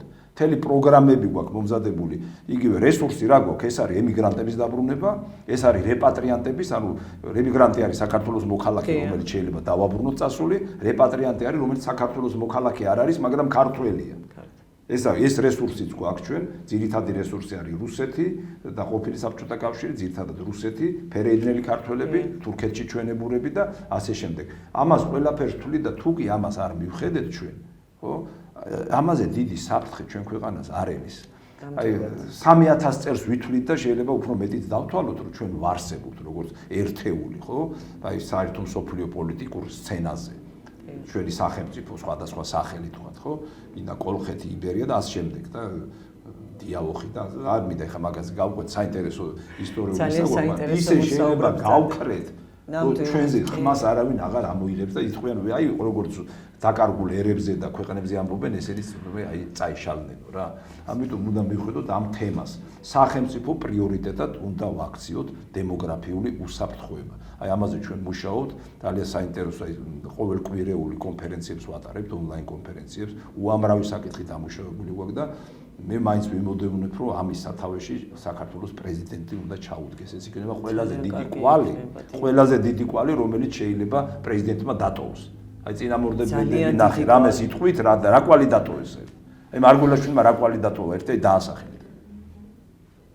მე მგონი ყაველაშვილი დატოვებს ამ კვალს, მე აი იმედი მაქვს, რომ ამას ჩაუდგეს სათავეში. იმიტომ რომ ბატონ ლევან ძალიან კარგი რომ ამ თემას მართალია გაგვიგრძელდა, მაგრამ იმდენად საინტერესო მოსაუბრე და რესპონდენტი ბრძანდებით, რომ ძალიან კარგი რომ ამ თემას შევეხეთ. ეს არის უდიდესი პრობლემა ჩვენი ქვეყნის და მე წარმატებებს გისურვებთ, იმიტომ რომ მთავარი პრობლემა მართლაც საერთოდ ფასებზე და ამ რაღაც ყოფით ცხოვრებაზე მე მგონი უკვე საერთოდ არ გვექნება გასამახვილებელი ყურადღება თუ ამ პრობლემას არ მივხედეთ, რადგან მართლა იცლება საქართველოს უკვე შემოდინება, ანუ უფრო მეტია უცხოური მოქალაქეების, ვიდრე რა თქმა უნდა ჩვენი მგონი გადააჭარბებს როგორი პრობლემები გვაქვს, აი ბანალური პრობლემა, ეხლა ბოდიშ ბანალური პრობლემა, აი ჩამოდიან ეხლა ქართველები.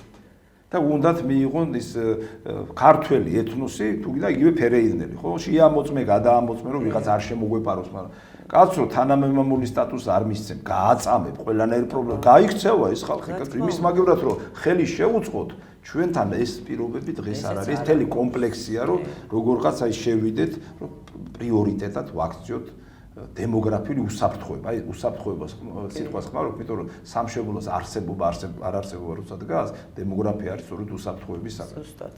კი ბატონო, გეთანხმებით და რავი ძალიან კარგი წამოწყებაა, ძალიან კარგი რომ ამ კუთხით ზრუნავთ და მე იმედი მაქვს რომ საქართველოს პრეზიდენტი დაინტერესდება ნამდვილად ამ პრობლემით და ნამდვილად დიდი ნაბიჯი იქნება ეს ჩვენი ქვეყნისათვის. ძალიან დიდი მადლობა ბატონ ლევან მობრძანებისთვის, ესეთი საინტერესო საუბრისთვის, რა თქმა უნდა, ჩვენ სხვა თემებიც ვახსენეთ აქ და საერთოდ არც გვიფიქრია, მაგრამ ძალიან კარგი რომ წამოჭერით და დიდი მადლობა ჩვენს მაყურებელს, რომელიც დღეს გვიყურებ და დროებით კარგად ბრძანდებოდით. ყველაფერი პოლიტიკა. ჩვენ კი ვშიფრავთ კოდს, რომელიც გავლენას ახდენს შენზე. პოლიტიკური კოდი, ანალიზი, ფაქტები და კითხვები, რომლებსაც პასუხი სჭირდება.